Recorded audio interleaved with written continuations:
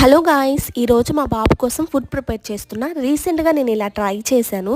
మా బాబు చాలా ఇష్టంగా తింటున్నాడు. మీలో ఎవరికైనా యూజ్ అయితే తప్పకుండా ట్రై చేయండి. పిల్లలు చాలా ఇష్టంగా తినేస్తారు. ఫస్ట్ నేను ఇక్కడ గ్లాస్ చూపిస్తున్నాను కదా, అది మెజర్మెంట్గా తీసుకున్నాను. బియ్యం, కందిపప్పు ఒక హాఫ్ గ్లాస్ తీసుకొని, ఇక్కడ నేను మార్కెట్లో దొరికే కందిపప్పు కాదండి, మా నాన్న వాళ్ళ పంట పొలంలో పండించిన కందిపప్పు పొట్టుతో సహా తీసుకున్నాను. 2-3 టైమ్స్ బాగా వాష్ చేసుకొని 2 అవర్స్ అలా నానబెట్టుకోవాలి. క్యారెట్ ఒక హాఫ్ తీసుకొని చిన్న చిన్న ముక్కలుగా కట్ చేసుకోవాలి. నానబెట్టిన పప్పు బియ్యంలో కట్ చేసుకున్న క్యారెట్ ముక్కలు వేసుకోవాలి. ఇక్కడ పాలకూర ఆకులు కొన్ని తీసుకొని తుంచి వేసుకుంటున్నా. అందులోనే కొంచెం పసుపు, కొంచెం సాల్ట్ వేసుకొని కలిపి స్టవ్ మీద పెట్టి ఉడికించాలి. ఇదే ప్రాసెస్లో మీరు కుక్కర్లో కూడా ట్రై చేయొచ్చు.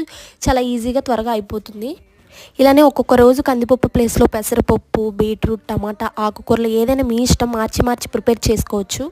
ఇలా చేస్తే పిల్లలు చాలా ఇష్టంగా తింటారు. వీడియో నచ్చితే సబ్స్క్రైబ్ చేసుకొని లైక్ చేయడం మాత్రం మర్చిపోకండి. Bye guys.